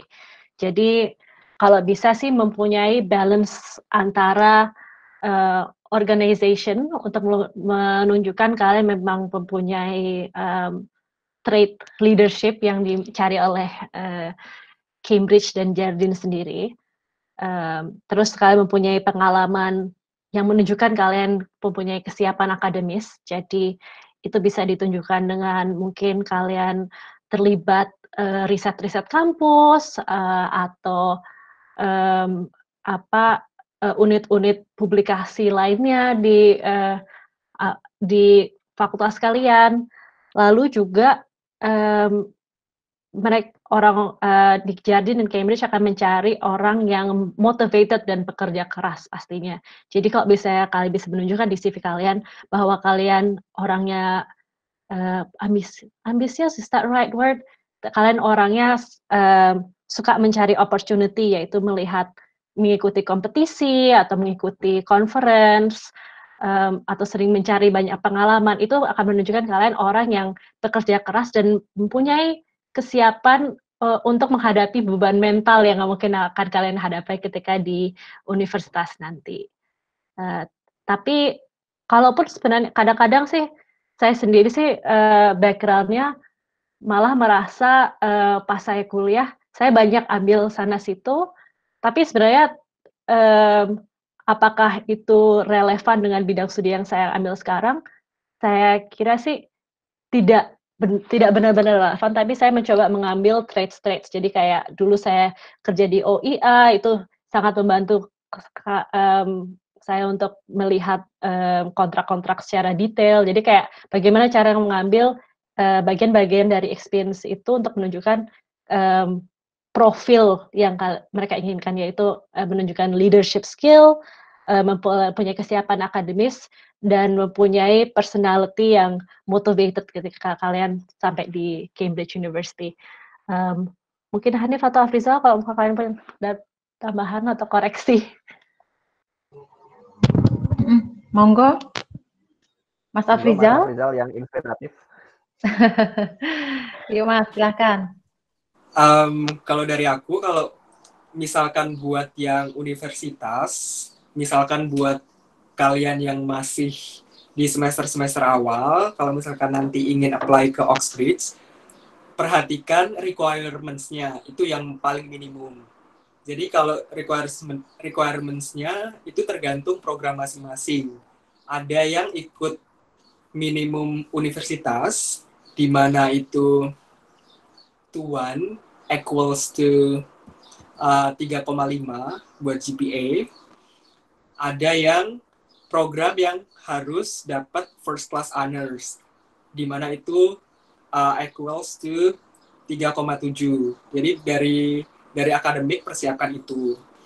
Kemudian juga kalau bisa jangan hanya sebatas akademiknya, jangan sebatas GPA. Seperti yang tadi bilang Kak Pina, kalau misalkan ada competitions atau conference, itu akan jauh lebih bagus buat ngisi CV kita. Nah, buat Jardine, itu nggak hanya sebatas akademik, tapi juga perlu leadership experience sama community involvement. Jadi, yang perlu diperhatikan dari sekarang adalah coba cari organisasi atau komunitas dan harus punya peran di sana. Jangan sebatas staff atau member biasa, tapi juga bisa jadi leader. Terus juga community involvement, itu sebenarnya kalau dari UGM itu terbantu KKN sih, tapi kita juga bisa volunteer lain, misalkan ikut kalau di teknik itu ada gerakan teknik mengajar gitu-gitu. Jadi pengalaman kita akan jauh lebih banyak. Itu dari aku. Oke. Mas Hanif ada tambahan? Sudah super sekali ini jawaban dari teman-teman udah lengkap.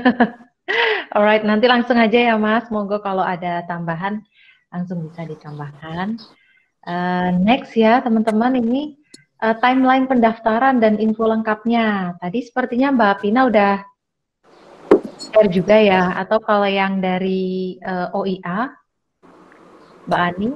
Ya, mungkin menambahkan untuk timeline khusus pendaftaran di OIA, Anda bisa lihat di website kita ya. Kita sudah share di situ dan sudah ada di UGM Guidelines Scheme-nya.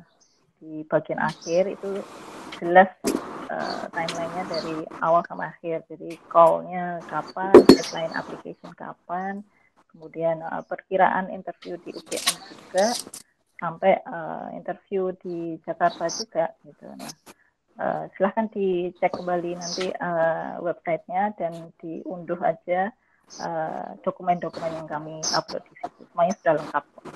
Terima kasih Mbak. Oke, terima kasih Mbak Ani. Di website OIA ya Mbak, di oia.ugm.ac.id. Oke, sip. Next, ini dari Faizal. Kebetulan saya rencana apply untuk PhD. Apakah secara umum pendekatan kriteria dari Jardine untuk PhD dan master sama, seperti experience in organization atau community gitu? Kemudian, apakah untuk PhD lebih baik sudah memiliki atau kontak atau bahkan sudah membuat appointment dengan profesor dari Oxbridge sebelum apply Jardine? gitu pertanyaannya. 2 pertanyaan ya ini. Ya 3. Oke, Mas Hanif mungkin ya ini. Monggo, Ya, Mas. terima kasih. Ya, terima kasih Faisal.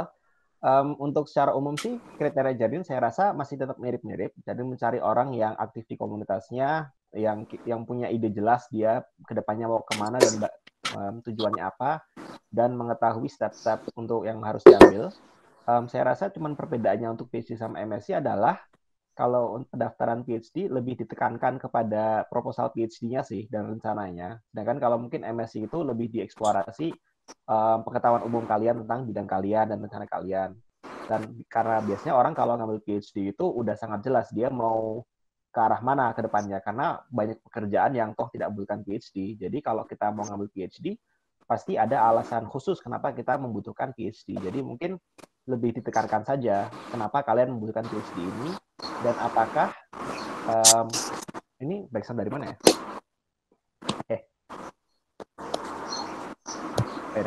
Mas Afrizal ya. Ada kicauan burung nih. Lo pelihara burung ya, Afrizal? Sorry. Gak apa-apa. Cambridge orangnya unik-unik kok.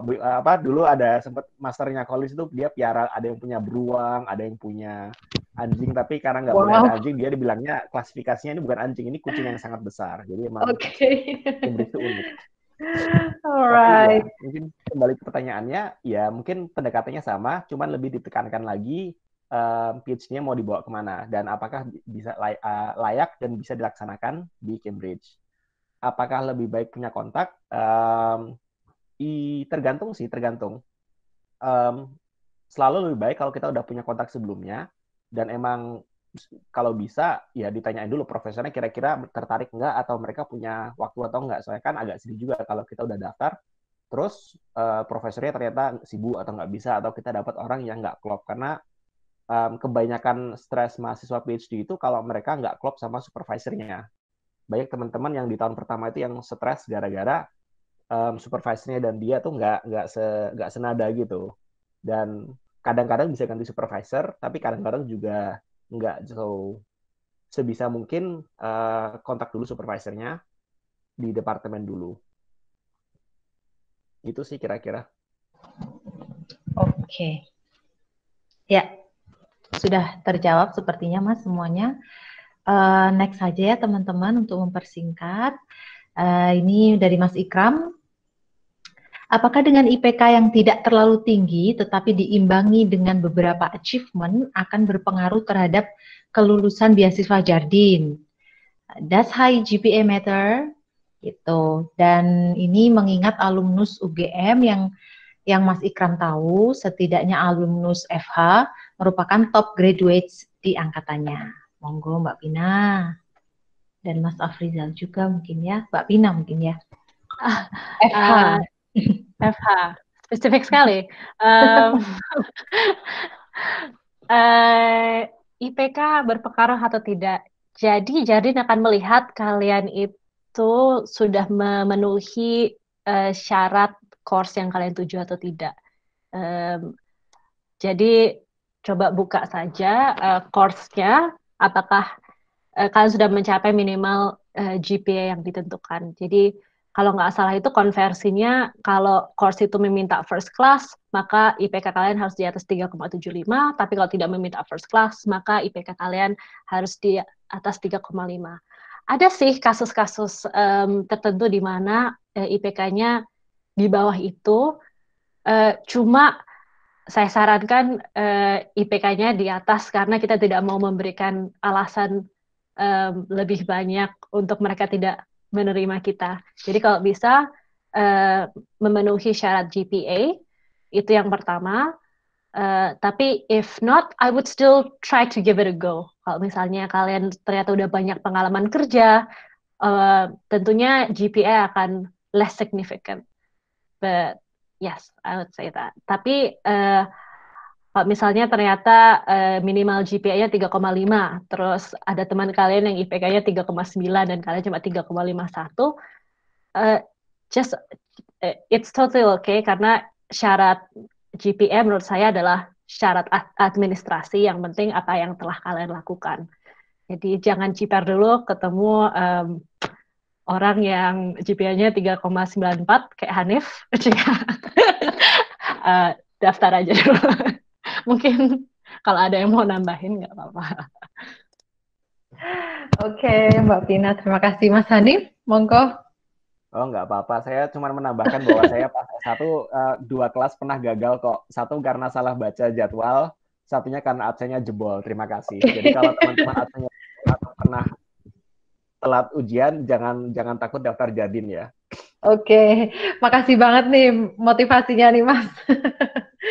Oke, ini untuk Mas Afrizal nih, kalau yang sains gimana nih Mas?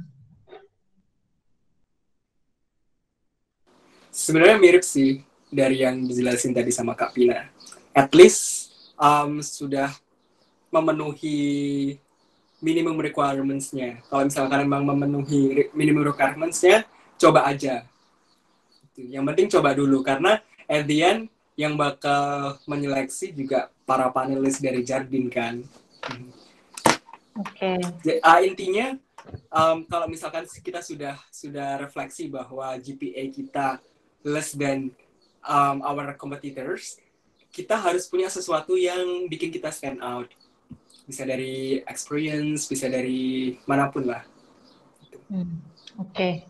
Thank you, Mas. Jadi ini buat teman-teman yang sekarang masih S1, menempuh pendidikan atau studi S1 atau S2 gitu, masih ada waktu lah ya untuk meningkatkan GPA-nya gitu. Alright, langsung nih dari Ado. Mungkin buat Mas Rizal dan Mbak Pina ya.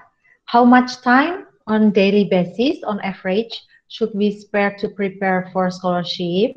For example, to prepare IELTS, GRE, administration, etc.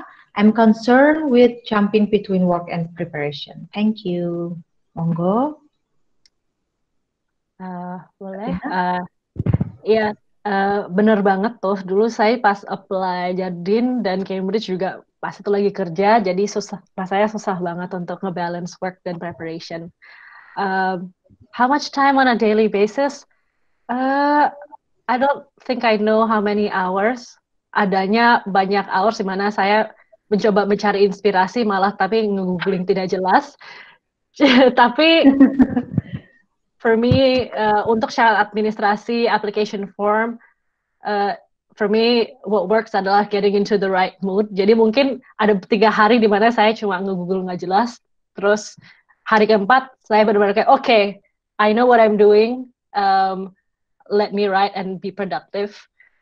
That's totally okay. But I would say bukan daily basis average berapa jam, tapi saya bakal bilang kalau misalnya pendaftaran scholarship-nya bulan Juni, saya sudah harus prepare dari 1-2 bulan sebelumnya. Kalau misalnya saya mau daftar Cambridge September, saya sudah harus prepare dari 3 bulan sebelumnya. Apalagi kalau buat PhD, saya sih rekomendasinya harus prepare minimal setengah tahun atau 9 bulan sebelumnya. Ya, itu sih. Tapi untuk syarat IELTS, GRE, GMAT, kalau bisa, itu memang dari awal tahun, walaupun kalian sebenarnya belum tahu, mau studi apa, terus application letternya mau kayak gimana, get IELTS, GRE, GMAT out of the way first. Yang penting yang prosesnya butuh lama, tick that box out first. Jangan mikir dulu kayak, application letternya gimana, that can be done later, karena itu yang akan memakan waktu jauh lebih banyak. Gak apa-apa, do it bit by bit. It is hard, but mungkin deadline akan membantu. Deadline kepepet mungkin akan membantu. Ya, dari saya sih. Oke, makasih banget Mbak Pina. Ada tambahan, Mas Hanif, Mas Rizal? Kalau dari aku dulu apply pas masih semester 8.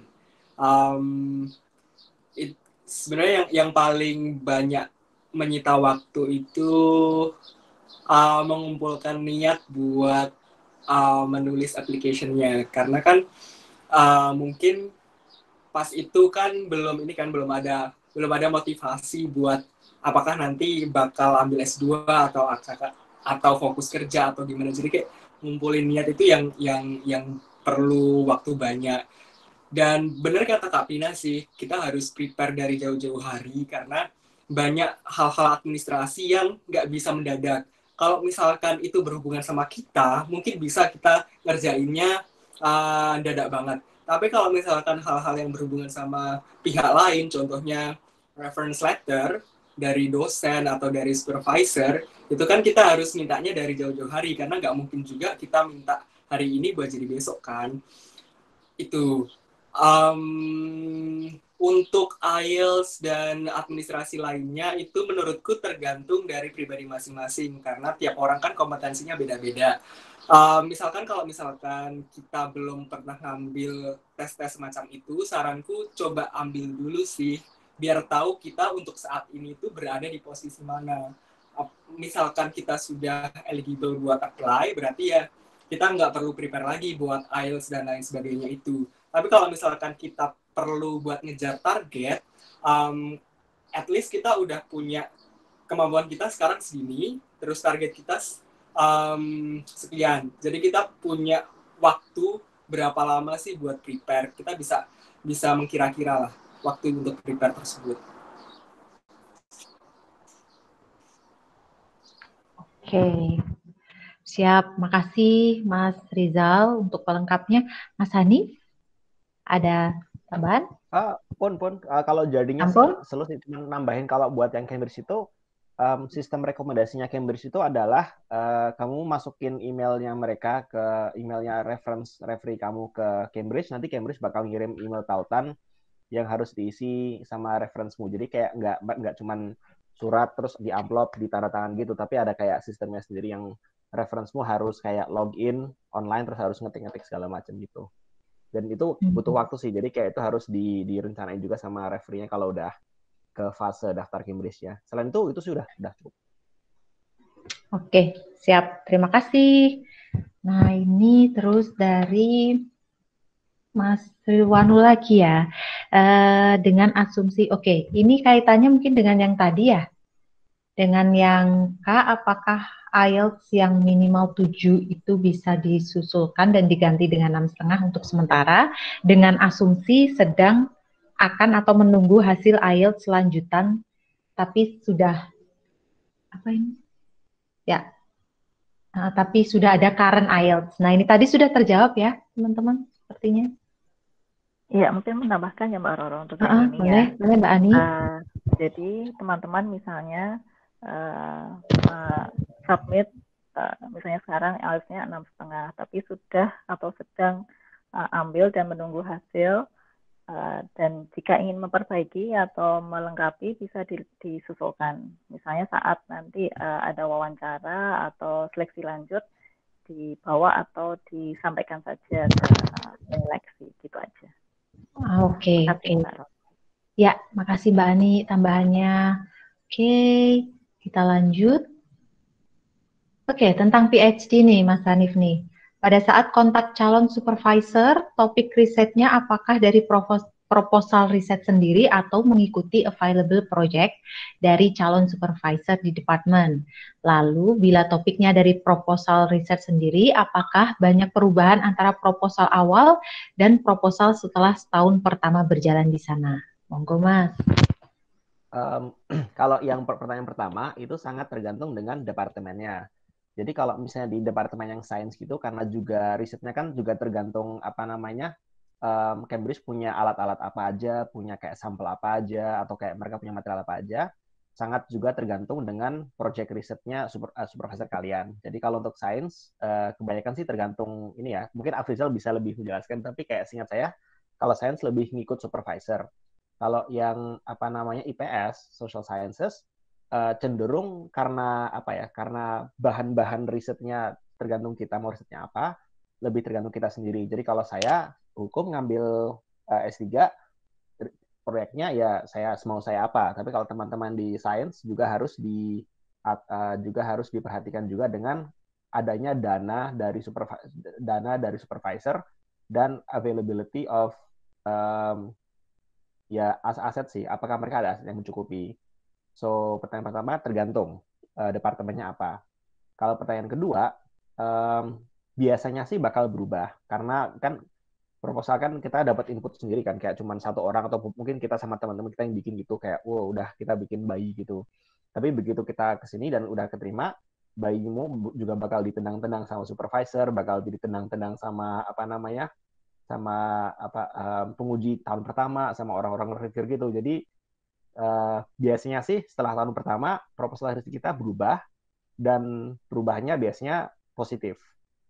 Entah karena proposal kita awalnya terlalu luas, apa namanya, jangkauannya, atau terlalu sempit. Biasanya sih masalahnya adalah proposal kita di awal terlalu luas, dan begitu kita nyampe di sini, mereka bakal disukai supervisor, bakal ditanyain, oh ini bisa nggak kita laksanakan. Jadi biasanya men-shoot, apa istilahnya, ruang lingkupnya mengecil dan menjadi sangat fokus. So, pertanyaan kedua, iya biasanya berubah, tetapi asalkan proposal kalian masuk akal, seharusnya berubahnya tidak terlalu banyak dan masih tetap menyerupai bayi yang kita inginkan, walaupun mungkin sudah ada di corak-corak, ada kumisnya gitu ditambahin. Itu sih. Oke, bayinya udah menjadi lebih sempurna ya Mas ya. Oke. Makasih Mas Hanif. Oke, teman-teman, ini kalau buat yang tadi yang website OIA tadi, ini Mbak Ani sudah share ya di kolom chat. Monggo silakan dibuka aja. Nah, ini nih ada terakhir. Oke, pertanyaan terakhir ya. Apakah Jardin UGM harus di-apply oleh fresh graduate UGM? Apakah misalnya saya sudah bekerja untuk beberapa waktu setelah kelulusan di UGM, saya masih bisa apply Jardin lewat UGM? Nah, ini mungkin Mbak Ani. Ya, terima kasih Mbak Roro. Iya, makasih Mbak. Bisa, cuma satu jawabannya, bisa. Jadi untuk Jardin jalur UGM ini ditujukan bagi mahasiswa tingkat akhir yang akan atau rencana untuk melanjutkan studi tahun depan ya, tahun akademik depan ke Cambridge atau Oxford. Dan bagi alumni yang sudah lulus ya berapa tahun sajalah, apakah setahun, 2 tahun, dan ingin melanjutkan studi juga bisa. Dan juga bagi staf atau dosen atau yang afiliasinya ke UGM. Jadi intinya ini jalur UGM untuk warga UGM gitu. Nah, bagi yang bukan warga UGM ya jangan khawatir, tadi Mas Hanif sudah menjelaskan ada yang jalur umum. Jadi banyak-banyak jalan ke sana. Mungkin itu saja Mbak Roro. Oke, makasih banget Mbak Ani. Oke, baik teman-teman, ini buat teman-teman yang nanti pertanyaannya tiba-tiba ketika sudah selesai terus tiba-tiba ting ada pertanyaan, bisa juga ke DM OIA atau tadi ya Mbak Pina di Instagram PPI Cambridge ya. Oke, Mbak Pina apakah bersedia menuliskan di chat tadi nama Instagramnya? Oke, saya belum catat juga.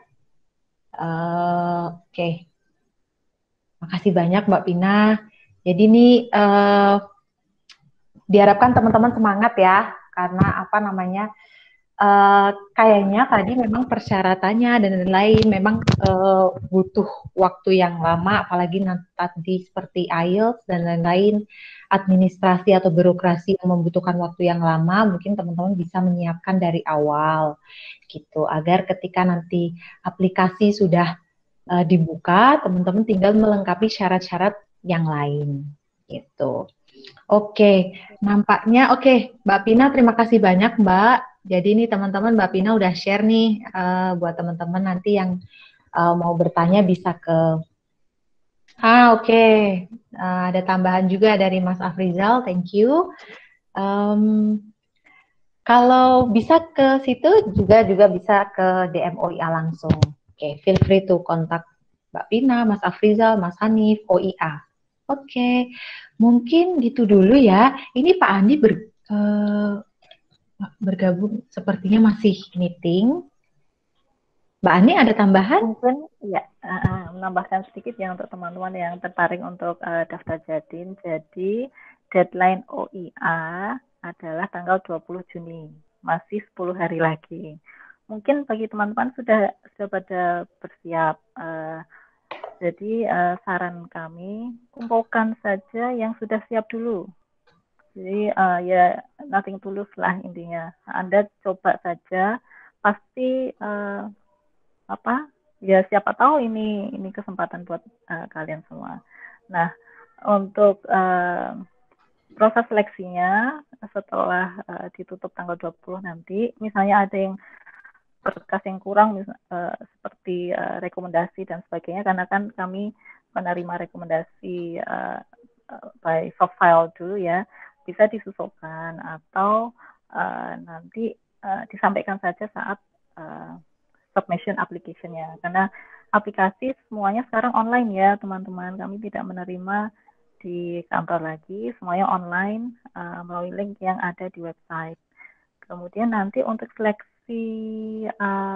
interview atau discussion-nya biasanya kan ada seleksi lanjut setelah berkas, akan kami kontak ulang, dan antara itu online, mungkin sebagian besar akan kami online saja ya untuk interview saat ini. Dan kebetulan dari Jadin juga sudah memberi informasi bahwa kemungkinan akan online juga, jadi tidak ke Jakarta seperti teman-teman sebelumnya, karena ya masa pandemi ini ya, menghindari hal-hal yang tidak diinginkan, teman-teman mungkin akan proses seleksi selanjutnya akan sebagian besar online gitu. Jadi itu saja, mudah-mudahan info session ini bermanfaat buat teman-teman yang sudah siap untuk mendaftar, sudah tahu apa yang akan ditulis di dalam aplikasinya, sudah semakin jelas. Jadi terima kasih untuk Mbak Pina, Mas Afriza, dan Mas Hanif. Mas Hanif, terus terang untuk S3 banyak sekali pertanyaan juga ya ternyata, dan terima kasih atas kesediaan untuk ikut join di sini. Itu saja Mbak Roro, silakan saya kembalikan. Oke, terima kasih banyak Mbak Ani dan teman-teman OIA yang sudah bergabung pada hari ini, dan juga tentunya ketiga narasumber kita. Terima kasih Mbak Pina, Mas Afrizal, dan Mas Hanif yang sudah meluangkan waktunya dan sharing semua tips and trik tentang Jadin Foundation. Dan juga terima kasih buat teman-teman yang sudah gabung. Semoga diterima ya teman-teman, pokoknya semangat dan mempersiapkan berkas dengan hati-hati, teliti juga. Dan apa ya, mungkin ada tips terakhir gitu dari Mbak Pina, Mas Hani, Mas Afrizal buat semangatin mereka nih.